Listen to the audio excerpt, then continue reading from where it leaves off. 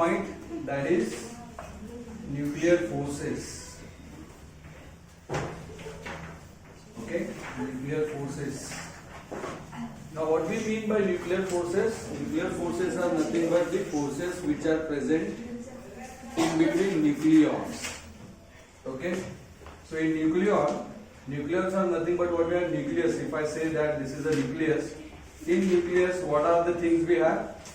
Definitely protons and neutrons are there, right?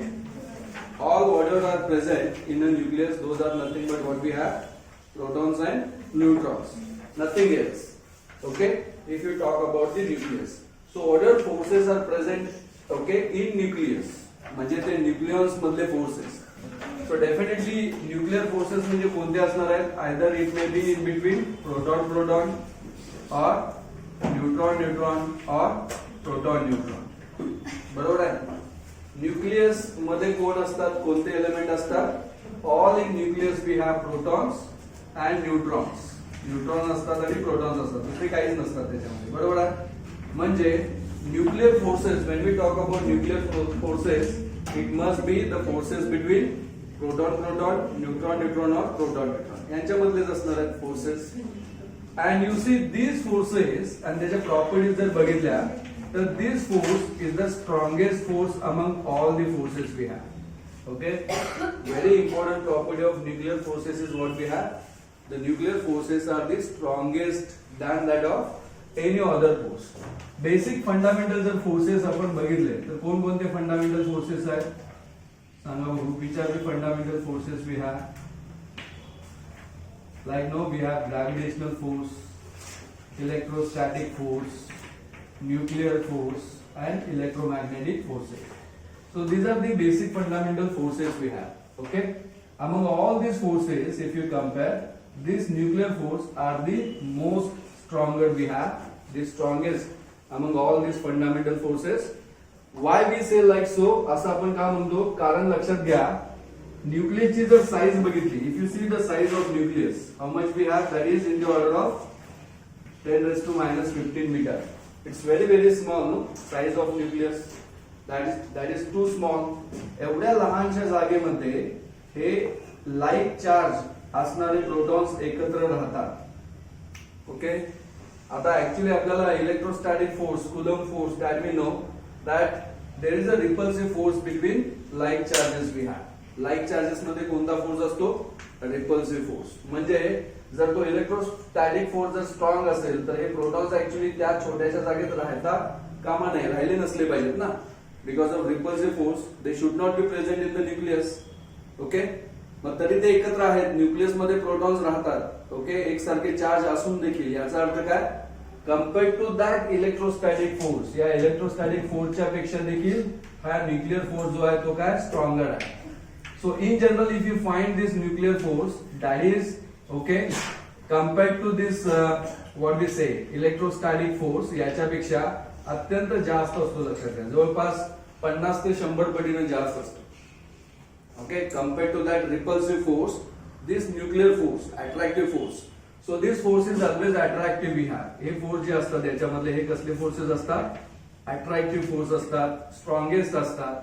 Compared to electrostatic force ते खूप large value असते त्यांची. And unlike gravitational force और electrostatic force, this is a short range force we have.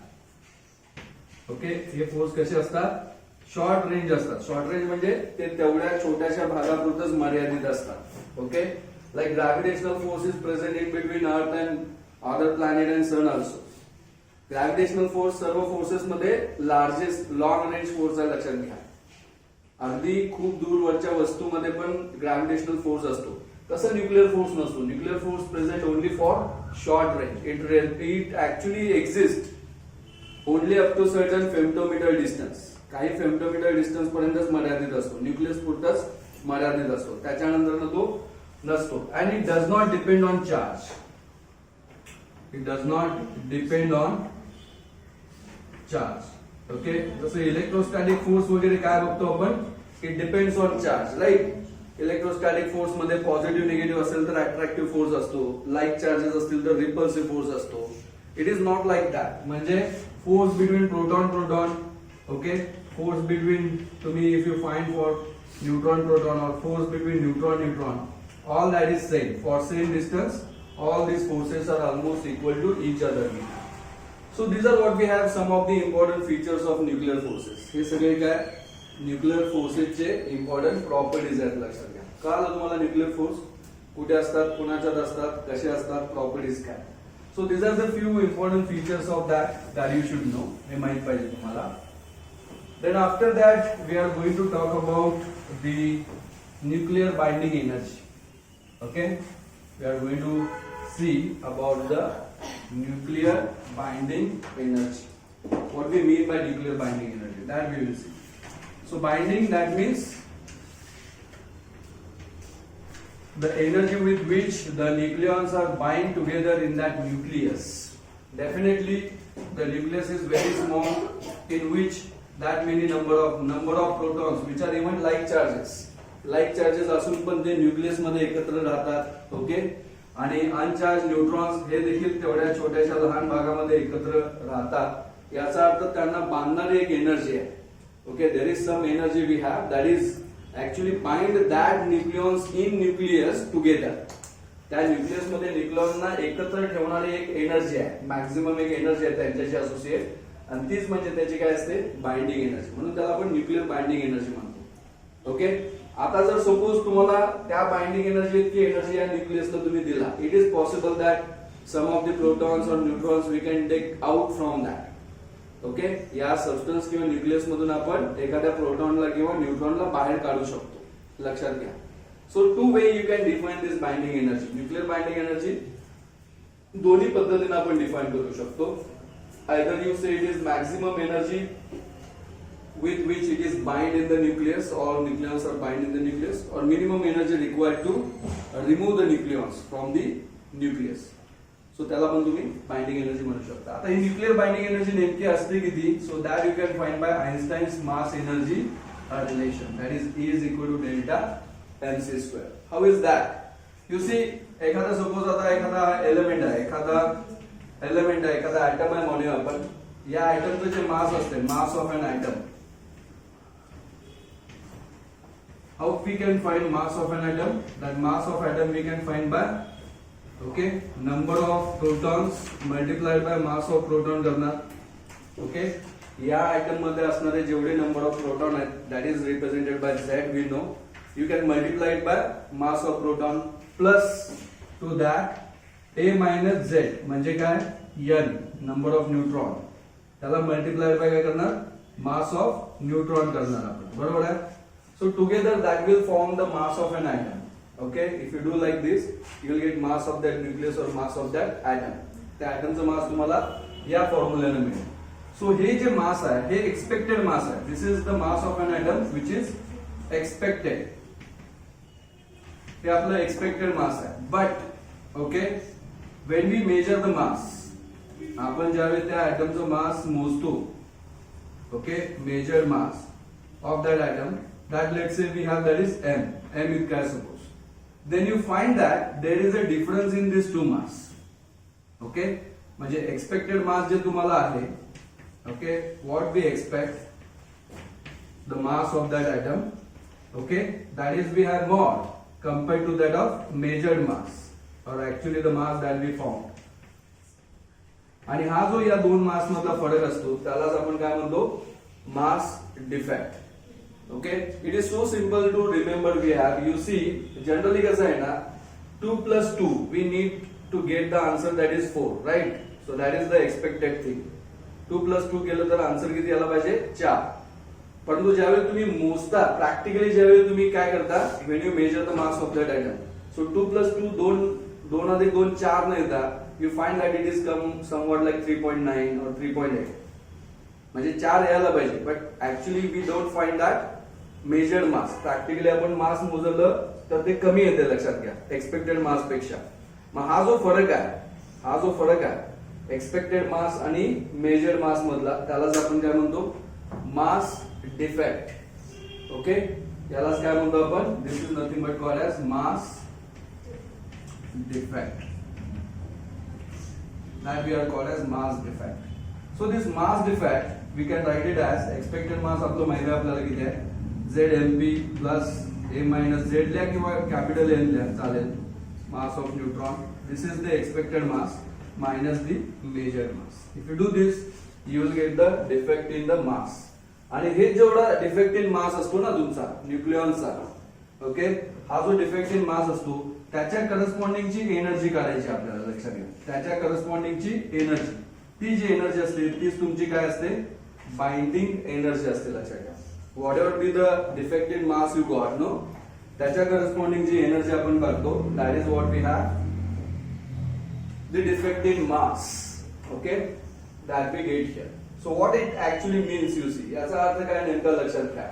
Okay, as per law of conservation of mass we know that mass जे असते ते fix असते. म्हणजे जसं मग सांगितलं युनिव्हर्सल 2+2 आपल्याला 4च मिळालं पाहिजे, परंतु 2 अधिक 2 4 न मिळता येतं आपल्याला ते मास थोडंसं कमी मिळते. मग ते मास गेलं कुठं, where that mass actually lost or गेलो कुठं, तो जो डिफेक्ट आहे, तो जो फरक आहे मास मधला तो गेला कुठं, तर तो आइन्स्टाईनच्या मास एनर्जी रिलेशन नुसार लक्षात घ्या, that mass actually remains in form of energy in this nucleus. या न्यूक्लियस मध्ये एनर्जीच्या फॉर्म मध्ये तो मास साठून राहतो. लक्षात घ्या. ओके, आणि मग ती जी एनर्जी आहे that energy actually make this nucleons be together. त्या न्यूक्लियॉनना एकत्र ठेवण्याचं काम ती एनर्जी करते, त्याला आपण म्हणतो binding energy. So binding energy we can find by delta mc². आता ही एनर्जी मग तुम्ही कसं काढू शकता, एक एक्झाम्पल म्हणून तुम्हाला सांगतो. If you take a helium nuclear, simple कुठलाही एखादा न्यूक्लियर घेऊ शकतो तुम्ही, हेलियम न्यूक्लियर. लेट्स से, आता हे एक्झॅक्ट व्हॅल्यू मी सांगत नाहीये, I am taking arbitrary values. Okay, helium nuclear if you take which has what mass number 4, atomic number 2. Okay, so याच्यामध्ये 2 काय आहेत, प्रोटॉन आहे. प्रोटॉनचं मास आपल्याला माहिती आहे 1.007 AMU आहे. ओके, आणि 2 याच्यामध्ये काय न्यूट्रॉन आहे, 2 न्यूट्रॉन आहे. सो न्यूट्रॉनचं मास आपल्याला AMU मध्ये माहिती आहे इतका आहे. म्हणजे या दोघांचं ऍडिशन केलं तर मास ऑफ हेलियम किती आलं पाहिजे. If I do this you see, this will be 2.014 plus this is 2.016. So together if I do that, 16 14 is 30. This would be 4.030 atomic mass unit. So this is your expected mass. हे तुमचं काय expected mass आहे कुणाचं, हेलियमचं. But when you measure the mass of helium, suppose you get that is 4e. तुम्ही मास major केलं हेलियमचं आणि ते तुम्हाला किती मिळालं, 4e. सो एवढे एक्सपेक्टेड आहे as per this. If you go, एवढे यायला पाहिजे, परंतु ज्यावेळी मी मेजर केलं त्यावेळी 4u आलं. म्हणजे याच्यामध्ये मास डिफेक्ट आहे ना. So how much that mass defect is there? You can subtract these two. So it will be 0.030. याच्यातून 4 गेलं तर इतकं येईल. एवढं atomic mass unit हे तुमचं काय आलं, मास डिफेक्ट. आता याच्या करस्पॉन्डिंग एनर्जी कशी काढणार आपण, it's very simple. Okay, there are 2 ways to find the energy of this. How that we can find, let me tell you. Suppose आपण if you go with this formula, या फॉर्म्युलानुसार energy काढायचं म्हटलं तर किती येते बघा, energy is equal to delta M किती आला येतं 0.03 U. U atomic mass unit आहे. याचं जर C मला मीटर पर सेकंड मध्ये घ्यायचं असेल तर U मला किलोग्राम मध्ये घेतलं पाहिजे. सो मी 1 U is how much kilogram, we have that already morning we will discuss. सकाळी आपण डिस्कस केलेलं आहे. एक atomic मास युनिट म्हणजे किती असते, मास ऑफ प्रोटॉन इतकं असते, इनटू वेलोसिटी C किती आहे 3 × 10⁸ त्याचा square. So this product you can do over here. So हे अप्रॉक्सिमेटली काढलं तर किती येते बघा, 3 चा स्क्वेअर 9 येईल, 9 तरी हे 0.27 होईल. 0.27 गुणिले 1.67 इंटू 10⁻² -27 प्लस 16 म्हणजे किती -11. Okay, so this much joule that you may get. So this energy whatever we get that will be this much joule. आणि इतक्या जूल एनर्जीनं ऍक्च्युअली मुळे काय असतात, हेलियम मधले जे 2 प्रोटॉन आणि 2 न्यूट्रॉन असतात, हेलियमच्या न्यूक्लियस मध्ये काय असतात 2 प्रोटॉन आणि 2 न्यूट्रॉन, ते एकत्र राहू शकतात. त्याची एनर्जी इतकी असते. हे आता जूल मध्ये काढली. You can find it in okay somewhat like no in electron mode. Electron mode मध्ये काढायचं असेल तर you can divide this by 1.6 × 10⁻90. Suppose आता हे दोन्ही कट झालं, जवळपास मी म्हटलं -90. If I take in numerator so it will become plus. Plus झालं तर किती येणार, मायनस किती होतं ते 11 आणि हे प्लस ना 8 येईल ना 8 right. So 10 raised to 8, this much electron volt. Okay, this much electron volt. बरोबर आहे ना? 78, 16 होतं. So minus 11 आहे. Yes, plus 19. So if I simplify this, minus 19 वर घेऊन गेलो, simplify केलं. So this much electron volt that I will get. The energy of that particular element, helium. च्या बाबतीत इतकी मला एनर्जी मिळेल. So like this no you can able to find out how much is the electron volt मध्ये energy किती आहे. किंवा तुम्हाला याच्याच रिलेटेड आणखीन एक गोष्ट सांगतो ती लक्षात ठेवायची. Morning I told you how to find the mass in terms of energy, right. बघा एनर्जी जी आहे ती आपण डेल्टा एमसी स्क्वेअर अशी लिहिली, राईट. आता सपोज हा जो मास डिफेक्ट आहे तो जर 1 यू असेल, सो 1 यू च्या करस्पॉन्डिंग एनर्जी किती आहे ती तुम्हाला काढायची आहे.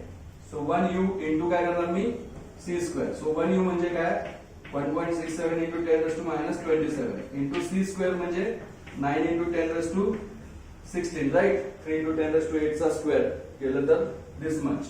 सो 9 7 जा 7 9 63 9 7 54 6 60 6 9 9 7 15. ओके 15.03 इंटू 10 रेज टू हे किती येईल मायनस 11 दिस मच जूल. याला मी इलेक्ट्रॉन वोल्ट मध्ये कन्वर्ट करायचं झालं तर हे 15 ला 1.6 ने डिवाइड करणार आणि 10 रेज टू मायनस 19 मध्ये गेलं तर प्लस झालं तर काय होणार 8 दिस मच इलेक्ट्रॉन वोल्ट. आता हे सिम्प्लिफाय केलं तर बघा किती येते. हे 150 घेऊया ना, 150 भागिले 16 करूया. ओके सिम्प्लिफिकेशन साठी. सो 16 आणि 16 9 44. ओके राहिलं 6.6 म्हणजे 16 चोक 64 16 3 48 राहिले 12. ओके 120 16 16 सत्तर 96 ना 16 सत्तर 96 approximately. So this is approximately if you solve this much into 10 raise to 8 electron volt बिल. ओके एवढं सोडवलं तर एवढे इलेक्ट्रॉन वोल्ट येईल. किंवा हेच तुम्ही कसं लिहू शकता 9.36 आले ना. In actually if you solve that it would come around exact value घेऊन सोडवलं या पुढच्या वगैरे तर 9.31 इंटू 10 रेज टू किती येत आहे 8 electron volt. Same thing I can write as 931 into 10 raise to 6. बरोबर आहे. पॉईंट 2 कडे शिफ्ट केला तर सेम व्हॅल्यू मी काय लिहू शकतो 931 into 10 raise to 6 electron volt. This 10 raise to 6 electron volt I can say it is mega electron volt.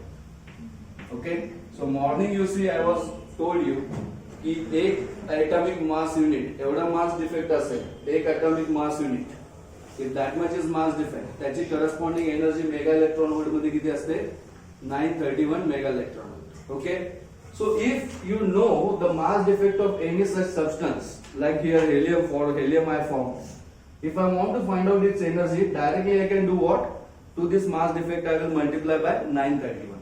Okay suppose त्या helium ची मला बाइंडिंग एनर्जी काढायची आहे ज्याचा मास डिफेक्ट सपोज माझा 0.03 आहे. Even here directly I can multiply by 931. So 3 3s are 3. Okay, 3 1s are 3, 3 3s are 9, and this is 27. Okay, so don't get another point. So 27.93 mega electron. Are you get this? Okay, so this will be if you solve here or there, same thing you get. Directly you can get it like this. If you know the mass defect, multiply it by 931 mega electron. Only remember the unit. Don't forget, this is mega electron volt, not only electron volt. Okay. काल तुम्हाला mass defect आणि त्याच्या corresponding binding energy कशी काढायची. Okay so binding energy कुठून आली लक्षात घ्या. पहिली गोष्ट how do we get this binding energy. Why binding energy is there. How much is that we can find like this. एका ऍटॉमिक मास युनिटचे करस्पॉन्डिंग बाइंडिंग एनर्जी किती आहे. सो या 4-5 गोष्टी आहेत अत्यंत महत्वाच्या आहेत that you must have to remember. कळलं हे समजलं. याच्यामध्ये काय डिफिकल्टी आहे. Yes do you have any doubt here. Okay, so like this we can find the defect which are present in measurement of mass, and by mass defect we can find the binding energy. Okay, now to explain the stability of any nuclei we can draw a graph of binding energy per unit atomic mass. Binding energy per nucleon, that we say as a binding energy per nucleon. Binding energy per nucleon काढायची, and that we can draw with respect to atomic mass number or nucleon number. if you plot the graph of this for all the elements, whatever we in periodic table we have now, periodic table मध्ये अगदी if you start with hydrogen and if you go up to the uranium, thorium, अगदी last 209 वगैरे या atomic number पर्यंत गेला. If you do that, then you find that this binding energy per nucleon, okay, that changes. How it changes? You find that for certain element, okay, it is very small. We have like if you start with the helium and all that, okay, it is less. So exactly न करता मैं approximately काढतो लक्षात घ्या, okay. For carbon, like no, if you go from hydrogen to up to various elements which are having different this mass number, okay. Then you find up to 20, okay, ज्याचा mass number 20 आहे तिथपर्यंत असं वाढत जाईल. Then after that, after 20 to up to 50, 80 पर्यंत, let me say that from almost 20 to 80 पर्यंत, 80 atomic mass number ज्याचा आहे ना तिथपर्यंत, there until that you find that this binding energy per nucleon is very large we have. It is very much more. लक्षात यात ठेवायचं काय? You have to remember for the most binding energy per nucleon जे आपल्याला मिळते इथं, most binding energy per nucleon, that is we have for iron which has 56 atomic mass number. This is the most stable element we have. That's why we say that iron is the most stable because त्याची जी binding energy per nucleon आहे, okay, ती सर्वात जास्त आहे लक्षात घ्या. And by this graph we can come to know that who is stable, more stable. And as you go beyond this 80, no, again this binding energy per nucleon would be get decrease, slowly it get decrease. So the elements which are having higher mass number, they are again become unstable. इतले पुढचे जे आहेत ना ते परत unstable होतात. If you go to a higher, okay, atomic mass number element जे असतात like thorium, thallium, bismuth, okay, plutonium, uranium, याच्या बाबतीत जर बघितलं तर त्यांचे हायर असतात atomic mass number, त्याच्यामध्ये binding energy per nucleon परत कमी होते. So you find more stability is there for elements which are in between 20 to 80. They are more stable. त्यांची binding energy per nucleon सर्वात जास्त आहे. म्हणजे त्याच्यामध्ये साठवून त्या न्यूक्लियॉनना एकत्र ठेवण्याची जी एनर्जी आहे ती खूप आहे, जास्त आहे. Okay. Again after that you find as A increases, that is get decrease. Okay. So binding energy per nucleon चे जे properties आहेत त्या तुम्ही व्यवस्थित ग्राफ काढून परत स्टेप बाय स्टेप त्याचे 3-4 महत्त्वाच्या प्रॉपर्टीज आहेत त्या लर्न करा. Those are important here we have. Now as I told you that we have few elements which are having high binding energy per nucleon and few elements that is having very less binding energy per nucleon. So they become unstable.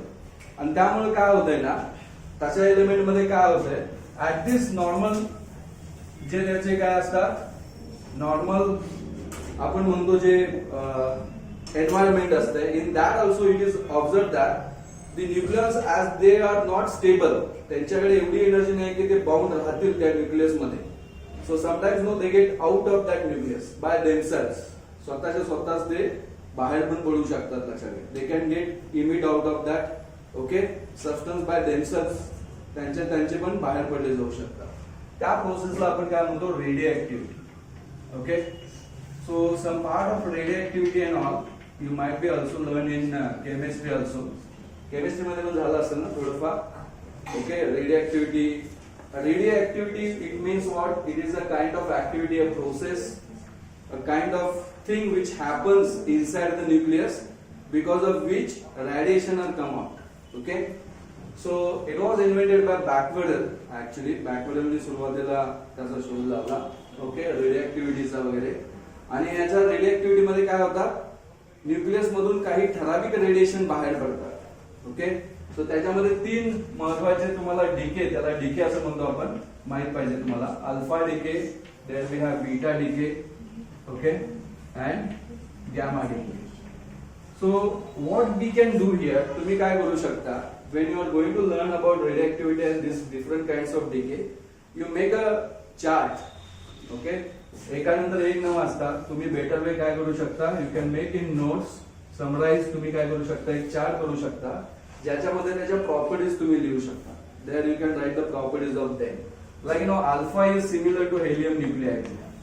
Alpha decay होतो म्हणजे actually एखाद्या substance मधून helium बाहेर पडतो. Okay beta decay होतोय म्हणजे beta is actually corresponds to electron beta that is same as that of electron this is same as that of helium which has four number of mass number, two number of atomic number, and gamma is actually resembles to photon. It resembles to what we have, photon. So what happens in this that you should know. Okay, म्हणजे माझ्याकडे suppose एक x element आहे त्याचा atomic mass number z आहे. Okay atomic number z आहे आणि mass number त्याचा suppose a आहे.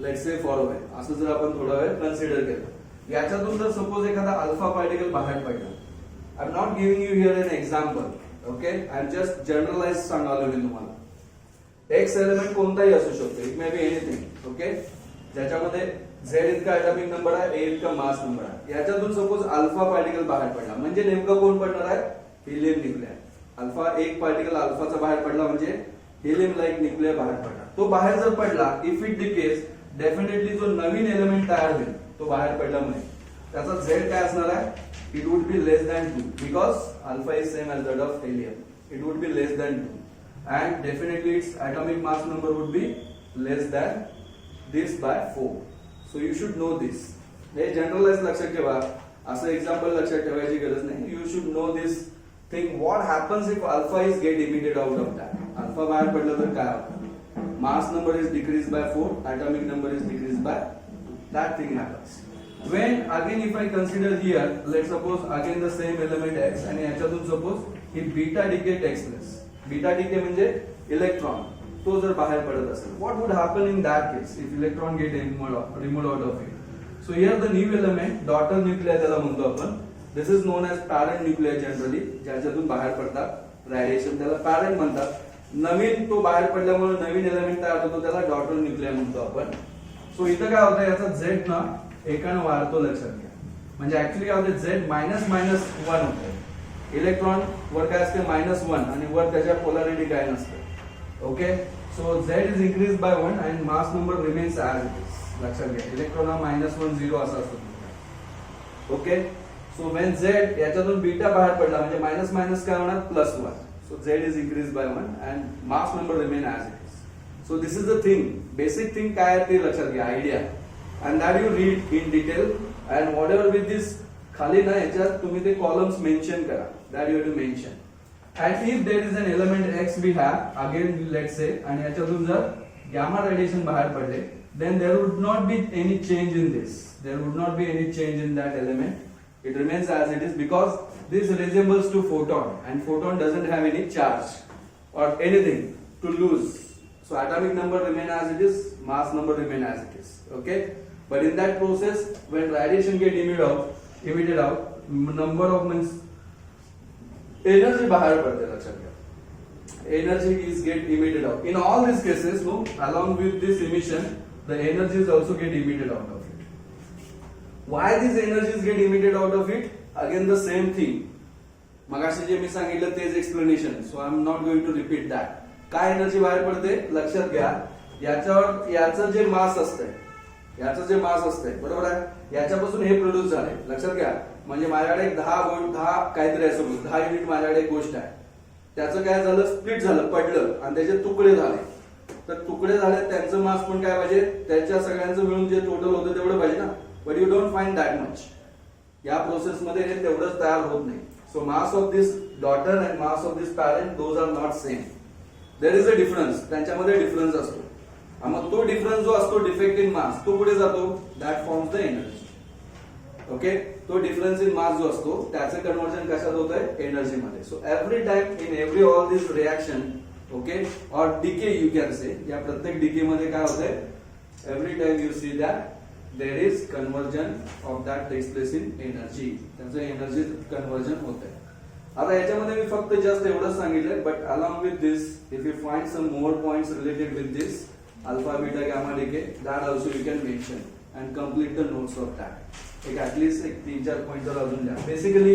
याचे एक्झाम्पल्स द्या अजून रिअल ओके जे एक्झाम्पल बुक मध्ये दिलेत that you can take like thallium radium बरेचसे दिलेत युरेनियम वगैरे कुठले दिलेत ते तुम्ही बघा आणखीन शोधा online also you can search and you can mention और you can just make your copy of differences between this 3 decays या 3 प्रकारच्या डिके मधले जे फरक आहे तो फरक तुम्ही इथं लिहू शकता. याच्यामध्ये बऱ्याचशा गोष्टी आहेत लक्षात घ्या. काही वेळा असं पण विचारतात, सपोज हा प्रोटॉन आहे, ओके, प्रोटॉन मधून एक इलेक्ट्रॉन बाहेर पडला, प्रोटॉन मधून एक इलेक्ट्रॉन बाहेर पडला म्हणजे ऍक्च्युली प्रोटॉनचा चार्ज काय होतो, नष्टच होतो ना, प्रोटॉनवरचा चार्जच जातो म्हणजे न्यूट्रॉन तयार होतो. So when from proton neutron convert होतो, प्रोटॉनचा न्यूट्रॉन मध्ये होतो त्यावेळी बीटा डिके होतो. लक्षात घ्या. That also we can say. अशा प्रकारे पण तुम्ही विचार करा. ओके, सो अशा प्रकारचे काही गोष्टी दिल्या असतील तर त्या तुम्ही त्या डिके मध्ये लिहून ठेवा. Okay, so that is about the decay we have. Now related to same point radioactive decay we have law of radioactive decay ना, law of radioactive decay law, radioactive decay law असे म्हणतात त्याला. Law of radioactive decay और decay law. Okay, what is this law? लक्षात झाला असेल, chemistry मध्ये पण आहे बहुतेक सेम पॉइंट आहे. केमिस्ट्री, न्यूक्लिअर केमिस्ट्री म्हणून टॉपिक असतात त्याच्यामध्ये जनरली आपण लर्न करतो. Okay, radioactive decay, decay law वगैरे काय असते radioactive decay. What is this radioactive decay law? Law of radioactive decay, number of nucleons काय असतात, number of nucleons remain.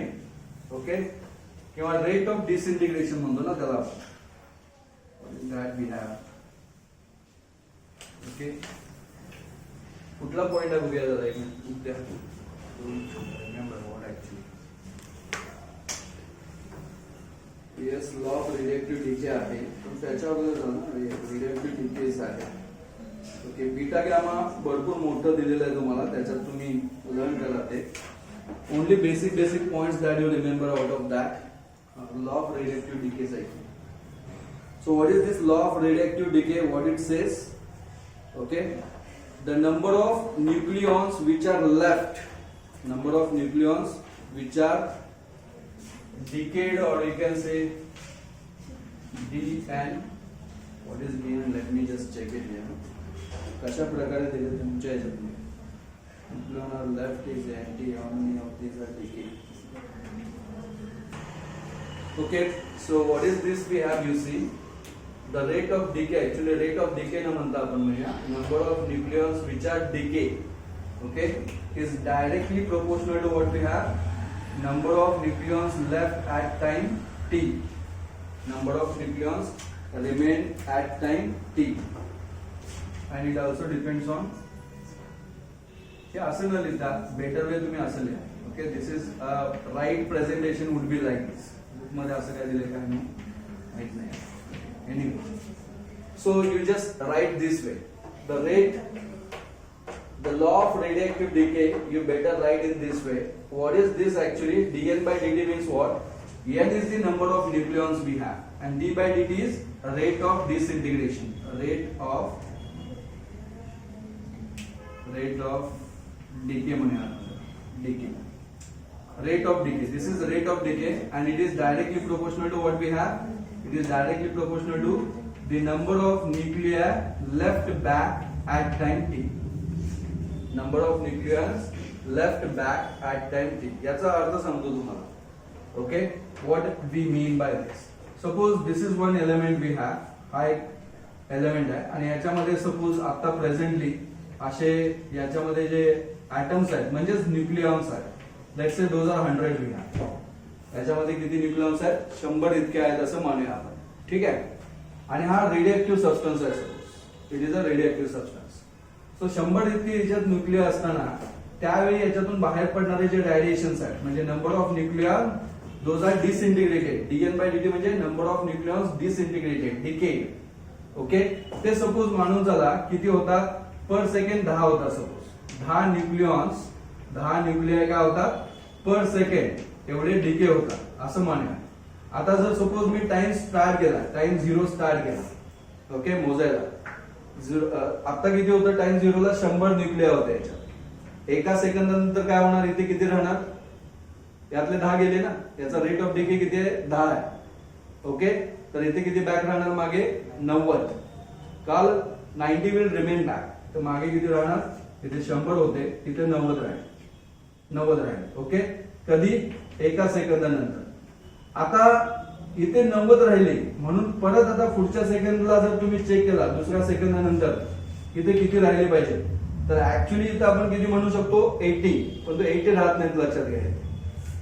It is not correct answer. Y? Because this rate of decay depends on how many number of nucleon left back. इथे 100 होते म्हणून त्यांनी 10 बाहेर टाकले. कळलं? आता 100 आहेत का इथे?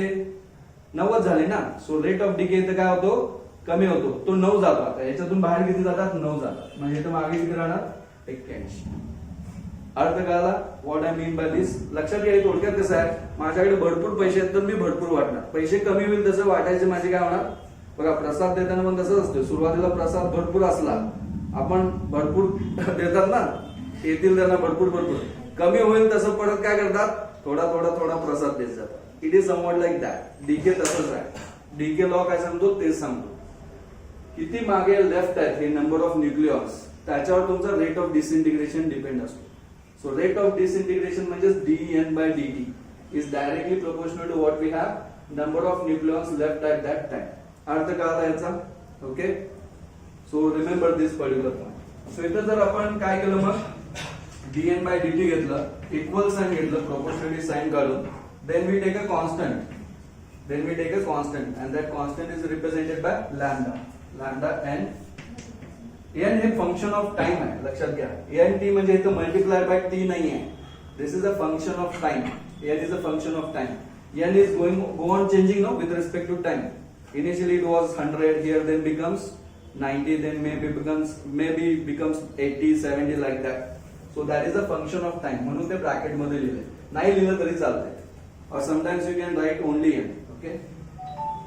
आता इथं purposely we take minus sign. Why we take a minus sign here? Negative sign इथे का घेतो लक्षात घ्या. कारण हे number of nucleons which are left with the respect to time हे काय होत चालेल? कमी कमी होत चालेल, लक्षात ठेवा. So this negative sign indicates that that rate of disintegration decreases with respect to time. That's why negative sign is there. Okay. आता मग मला ठराविक वेळेला इथं किती नंबर ऑफ न्यूक्लियॉन्स मागे राहिलेत हे जर काढायचं असेल तर ते काढण्यासाठी मी काय करतो? I can integrate this equation. Okay, I will integrate this equation. इथंच करतो बघा मी. Integrate this equation from initial number of nucleons which are present there up to number of nucleons present up to time t nt. t time नंतर किती nucleons राहतील ते मला काढायचे. सो ते काढण्यासाठी मी या इक्वेशनला काय करतो?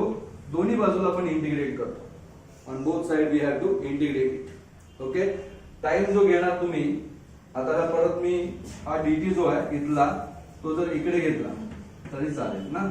nd dt as a function. Lambda हा तुमचा डीके कॉन्स्टंट आहे. So I can just take this lambda out of this sign.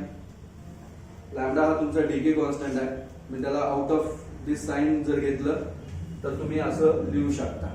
Okay, आणि हे एन टी आहे. एन एन च्या टर्म एकत्र लिहिल्या. इकडे मल्टिप्लिकेशन मध्ये होतं, इकडे मी डिवायडेशन मध्ये घेईन.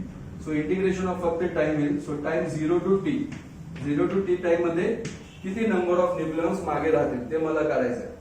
सो हे कसं आहे बघा, 1/n dn असं इंटिग्रेशन आहे. 1/n dn चं इंटिग्रेशन काय येतंय? नॅचरल लॉग ऑफ 1/n चं इंटिग्रेशन काय येते? नॅचरल लॉग ऑफ n येते. बरोबर ना? ln. Yes, do you get this? What is the 1/n चं इंटिग्रेशन? 1/x चं इंटिग्रेशन काय येते? लॉग ऑफ x येते ना. तसंच तुम्ही घेऊ शकता. Like that you can take this. Okay, आणि याला लिमिट तुम्ही पुट करू शकता. लोअर लिमिट आणि अप्पर लिमिट. लोअर लिमिट आणि upper limit that you can put is equal to इथं मायनस लॅम्डा dt चं इंटिग्रेशन काय होणार? t. dt चं इंटिग्रेशन काय होणार? Lambda t. बरोबर आहे. आणि हे डेफिनेट इंटिग्रल आहे. We have limits, so there is no need to take a constant. Constant कधी घेता इंटिग्रेशन मध्ये? इनडेफिनेट इंटिग्रल असेल तर आहे ना मॅथ्स तुमचा. आता मग हे सोडवायचं आहे तुम्हाला. सो आता हे upper limit minus lower limit put केला तर काय होणार? If you put here upper limit minus lower limit, what we get? Log of this n at time t minus log of this n0 is equal to minus lambda t. So like that you get. So लॉगचं subtraction आहे म्हणजेच तुम्ही काय लिहू शकता ln लॉगचं subtraction आहे म्हणजे ln of n upon n0 is equal to minus lambda. This I get. Okay?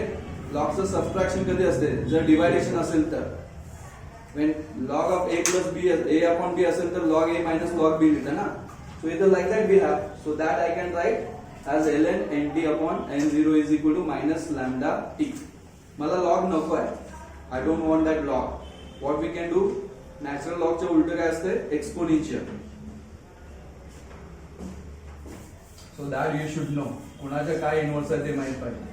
Natural log चे इन्व्हर्स काय असते exponential. So number of nucleon left at time t divided by n naught is equal to e raise to minus lambda t. याचं exponential घेतले की ln जाणार. जसं sign of sine inverse केलं की जाते तसं ln चं एक्सपोनेन्शियल घेतलं दोन्ही बाजूला तर ln जाते. हिअर एक्सपोनेन्शियल घ्यायला पाहिजे इकडे काय ln नाही कळलं. आणि मग n नॉट जर इकडे घेतला तर number of nucleon left at time t equal to काय ना n0 e raised to minus lambda t. And this is a very important equation we have using which we can find how many nucleons are left after time t. If you have initial number of nucleons there 100 जसं मगाशी म्हटलं मी तुम्हाला कळलं काय मगाशी जे घेतलं ना तेच आपण जर करत गेलो 100 माझ्याकडे सुरुवातीला आहे तर एका सेकंदानंतर किती राहतील ते मी या फॉर्म्युलाने काढू शकतो. परंतु त्यासाठी त्या सबस्टन्सचा रेडिओएक्टिव्ह सबस्टन्सचा काय माहित पाहिजे डीके कॉन्स्टंट माहित पाहिजे. तो लॅम्बडा जो कॉन्स्टंट आपण इथे घेतला डीके कॉन्स्टंट त्याची व्हॅल्यू माहित पाहिजे कारण प्रत्येकाची कॅपॅसिटी ओके माझ्याकडे पण सपोज 1000 रुपये आहे दुसऱ्याकडे पण 1000 रुपये आणि दोघांनी पण वाटायला सांगितले but nature of both of us may be different no. Okay माझा थोडा जर कंजूस स्वभाव असेल तर मी कमी कमी वाटणार त्याचा एकदम ओके दिलदार असेल तर तो दोघा तिघांनाच वाटून संपून जाणार लाईक दॅट आहे. सो प्रत्येक एलिमेंटचं पण तसंच असते लक्षात घ्या. सो डीके कॉन्स्टंट प्रत्येकाचा काय असतो वेगळा वेगळा असतो परंतु त्या ठराविक एलिमेंटचा तो कॉन्स्टंट असतो. So this formula you should have to remember. हा फॉर्म्युला तुम्हाला लक्षात ठेवला पाहिजे. That is what we have the decay law of radioactivity and that is an expression of this decay law of radioactivity. Okay त्याच्यावरून हे expression आपल्याला मिळतं. आता इथे ना तुम्ही आणखीन एक काही स्पेशल केस याचे करू शकता लाईक हाफ लाईफ टाइम काढू शकता. Here by using that relation what we can find half life time. Now what we mean by half life time suppose माझ्याकडे ना सुरुवातीला n नॉट इतके number of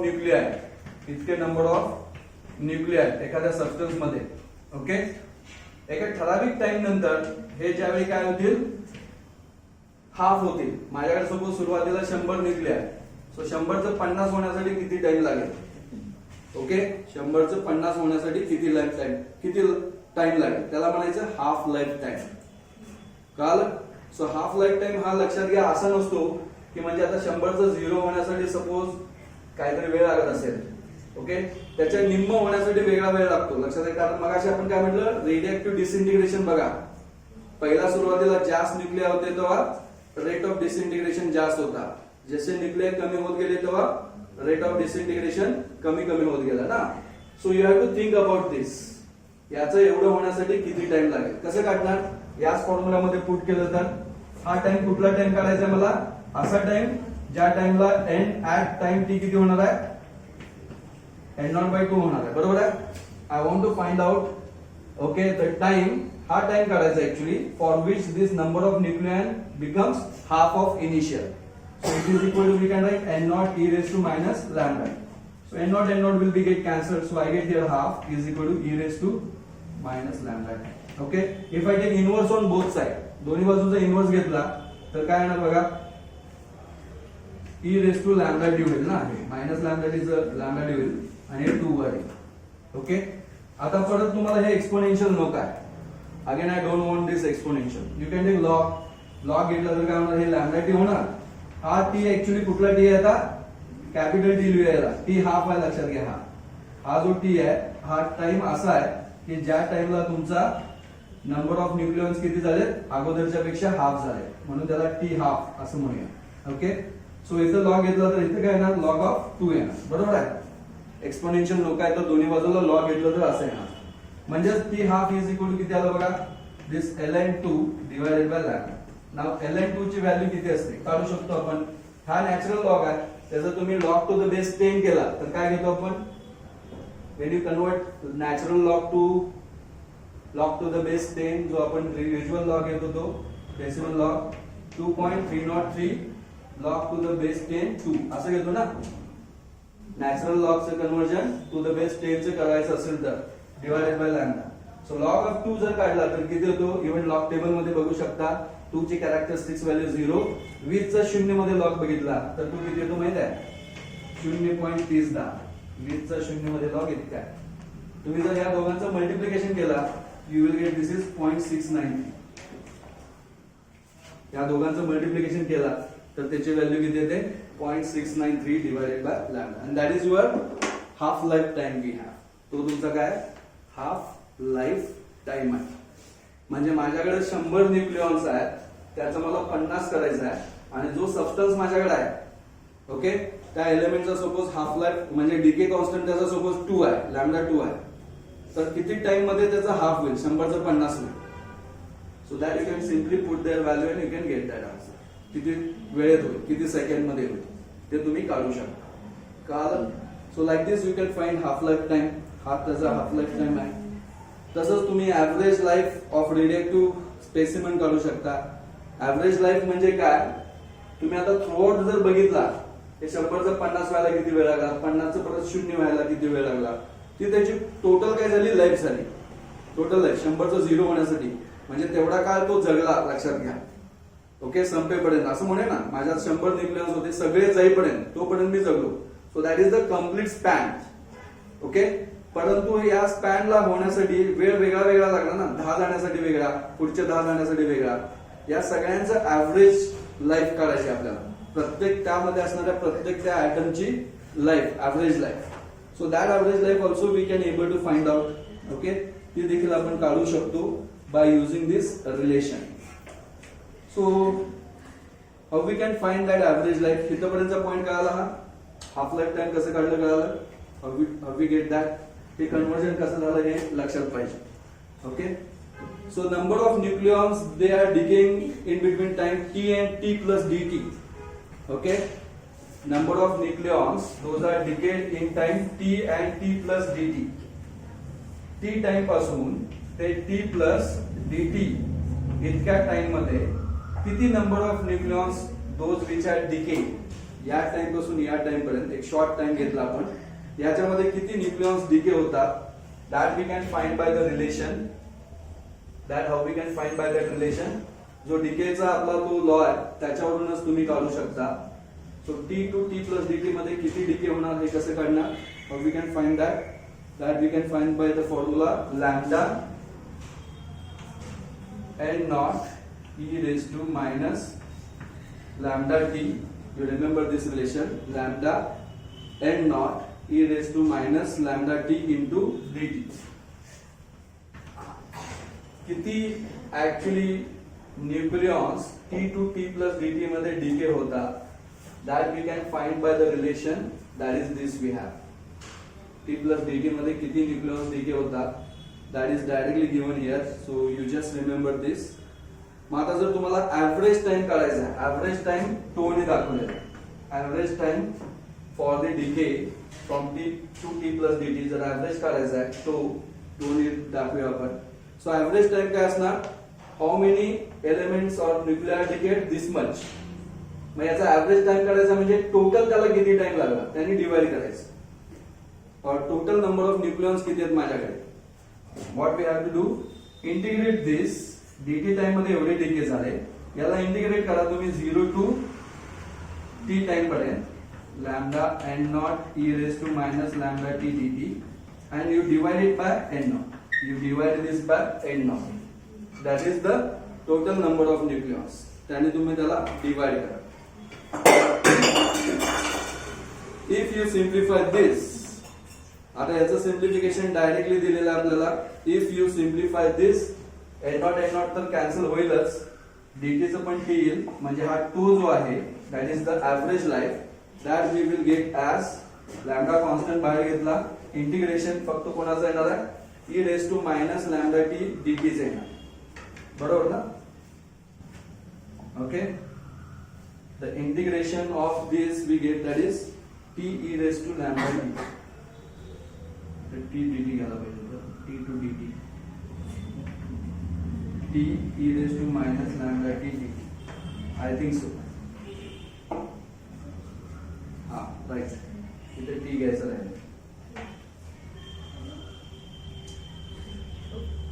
okay, so this is the average time we have. हा तुमचा average time येईल आणि याला 0 to t time पर्यंत, इन्फिनाइट टाइम पर्यंत आपण याला इंटिग्रेट करायचं. म्हणजे त्याला टाइम किती लावू शकतो, लहानात लहान लक्षात घ्या, कुठलीही गोष्ट पूर्णपणे नष्ट होत नाही, काही ना काही त्याच्यात भाग राहतो. So infinite time 0 to infinity पर्यंत तुम्ही याला इंटिग्रेट करायचं आहे. Okay, so if you integrate this and simplify this, you will get the answer of this as 1 by lambda. याला जर तुम्ही सोडवला, ओके, सिम्प्लिफाय केला, then this tau you get, that is integrating the above equation we get t is equal to, tau is equal to 1 by lambda. You just directly remember this. याची value, याचं derivation as such विचारत नाही. Mostly it may be ask in exam this half life time and radioactive decay as a extra point average टाइमचं दिलेला आहे. आता याला जर तुम्ही सोडवला, if you simplify this, okay, then this average life time त्याचा जो मिळतो तो तुम्हाला 1 बाय लॅम्बडा मिळतो. आणि ही व्हॅल्यू, हा डेफिनेटली ही व्हॅल्यू तुम्ही कशामध्ये पुट करू शकता, तिथे पुट करू शकता. लॅम्बडा साठी आपण काय पुट करू शकतो, लॅम्बडा साठी 1 बाय 2. ओके, इथं जर बघितलं तर 2 म्हणजे 1 बाय लॅम्बडा आहे, so lambda is 1 by 2. That if you put over there, then you can again find the time. तो टाइम काढू शकता. सो त्याची व्हॅल्यू डायरेक्टली दिलेली आहे. So in case of half life time 1 by lambda साठी 2 put केलं तर half life time काय येणार, 0.693 टाइम्स 2 हे येईल. त्याची व्हॅल्यू बहुतेक दिलेली नाही आहे तुम्हाला पुढे, हे पण काढून तुम्ही सोडवू शकता. This also you can simplify, but anyway जेवढे दिले तेवढे करा बस.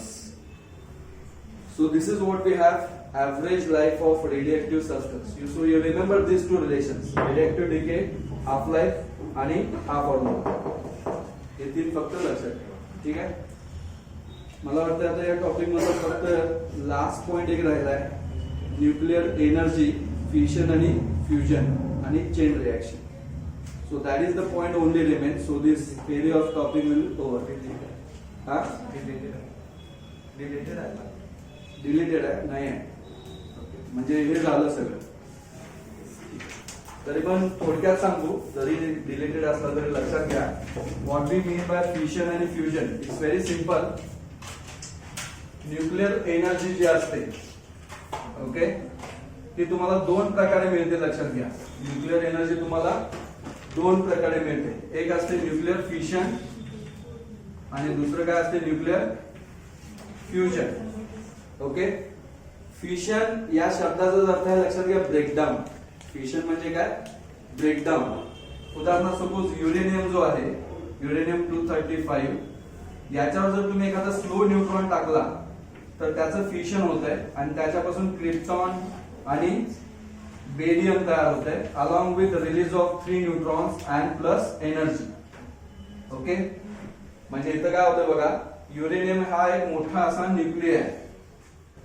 ओके, मोठा न्यूक्लियर युरेनियमचा, त्याच्यात 92 प्रोटॉन समथिंग असतात. याच्यावर स्लो न्यूट्रॉन ज्यावेळी जाऊन आपटतो, स्लो न्यूट्रॉन याच्यात मिक्स होतो, त्यावेळी हा युरेनियम काय होतो, युरेनियम 236 होतो. युरेनियम काय होतो, 236, आणि हा हायली अनस्टेबल आहे, त्यामुळे त्याचं ब्रेकडाऊन होते. त्याचं काय होतं, त्या न्यूक्लियरचं ब्रेकडाऊन. आणि याच्यापासून मग 2 डॉटर न्यूक्लियर तयार होतात. याच्यापासून 2 डॉटर न्यूक्लियर तयार होतात, लाईक बेरियम, क्रिप्टॉन. आता प्रत्येक वेळी तेच तयार होतात असं पण नाही आहे. There are n number of possibilities. जवळपास 16, 20, 25 प्रकारे तुम्ही हे रिलेशन लिहू शकता. त्यापैकी मी एक सांगितलंय, डॉटर न्यूक्लियर तयार होतात आणि त्याचबरोबर 3 न्यूट्रॉन तयार होतात. त्याच्यासोबत 3 न्यूट्रॉन तयार होतात. या प्रोसेस मध्ये इनॉर्मस एनर्जी बाहेर पडते, लक्षात घ्या. ओके, युरेनियमच्या फिशनच्या एका न्यूक्लियरच्या फिशन मध्ये ना जवळपास 200 मेगा इलेक्ट्रॉन व्होल्ट एवढी बाहेर पडते एनर्जी. एका युरेनियममुळे किती बाहेर पडते, 200 मेगा इलेक्ट्रॉन. ओके. आता ही जर जूल मध्ये केलं तर it is very small. Joule मध्ये कन्वर्ट केलं तर ही खूप लहान आहे, लक्षात घ्या, खूप जास्त नाही आहे. परंतु एका युरेनियमच्या ऍटम मुळे आहे, लक्षात घ्या. ज्यावेळी तुम्ही 1 ग्रॅम युरेनियम घेता ना, 1 ग्रॅम युरेनियम, त्याच्यामध्ये किती युरेनियमचे न्यूक्लियस असतात माहित आहे? कसे काढतात हे? 1 ग्रॅम युरेनियम घेतला तुम्ही तर त्यात किती युरेनियमचे ऍटम आहेत ते कसं काढतो आपण? कशावरून काढतो माहित आहे? नाही माहित? Basic chemistry. युरेनियमचं ऍटॉमिक मास किती आहे? 235. सो 235 ग्रॅम एवढे युरेनियम घेतलं ना, तर एवढ्या 235 ग्रॅम मध्ये युरेनियमची किती न्यूक्लियस असतात माहित आहे? एवढे असतात. हा काय आहे माहित आहे? नंबर. अवॉगाड्रोज नंबर आहे. माहित पाहिजे अवॉगाड्रोज नंबर. खूप बेसिक आहे ना केमिस्ट्री मधला. पण जर एवढ्या ग्रॅम मध्ये एवढे आहे तर एका ग्रॅम मध्ये किती आहे काढू शकतो ना मी. 1 ग्रॅम युरेनियम घेतलं तर त्यात किती आहे? Just to this you divide by this. याला याने 235 ने याला डिवाइड करायचं तुम्हाला येईल. मग हे जर काढलं तर ते पण खूप आहे, लक्षात घ्या. तेवढे नंबर ऑफ युरेनियम. आणि मग एका युरेनियममुळे एवढी एनर्जी मिळते तर तेवढ्या नंबर ऑफ युरेनियम किती मिळेल गुणाकार करायचा. सो ती जी एनर्जी मिळते ना, 1 ग्रॅम म्हणजे साधारणतः एवढा तुकडा, लक्षात घ्या, युरेनियमचा. सो एवढी एनर्जी, एवढा युरेनियमचा तुकडा जर आपण फ्युजन केला, त्यातून मिळणारी एनर्जी जी असते ती जवळपास 2000 टन कोळसा जाळल्यानंतर जेवढी मिळते तेवढी असते. किती? 2000 टन कोळसा, एक रेल्वेचं पूर्ण सगळे भरून म्हणा, तेवढा जाळल्यानंतर जी एनर्जी मिळते तेवढी एवढ्या युरेनियम मिळते. So that's why it is enormous source of energy fusion. आणि फ्युजन तर याच्यापेक्षा खूपच. ओके. फ्युजन मध्ये काय होते? Lighter nuclear combine. फ्युजन मध्ये काय होते? Heavy nuclear breakdown to form smaller fission, तुकडे होणे. आणि फ्युजन मध्ये काय होते? Lighter nuclear like hydrogen, 4 hydrogen combine to form helium plus 2 positrons and energy. असं ते रिलेशन आहे. ओके. फ्युजन कुठे होतं मध्ये माहिती आहे? सूर्याच्या सरफेसवर. ओके. फ्युजन होण्यासाठी अत्यंत जास्त टेम्परेचर लागतं, कमी टेम्परेचरला ते होत नाही. So lighter nuclear combine to form heavy nuclear, आणि त्याच्यामध्ये पण एनर्जी बाहेर पडते. सो या एका प्रोसेस मध्ये 26.7 मेगा इलेक्ट्रॉन व्होल्ट एवढी एनर्जी बाहेर पडते. याच्यात किती बाहेर पडते? 26.7. But it is enormous source of energy we have.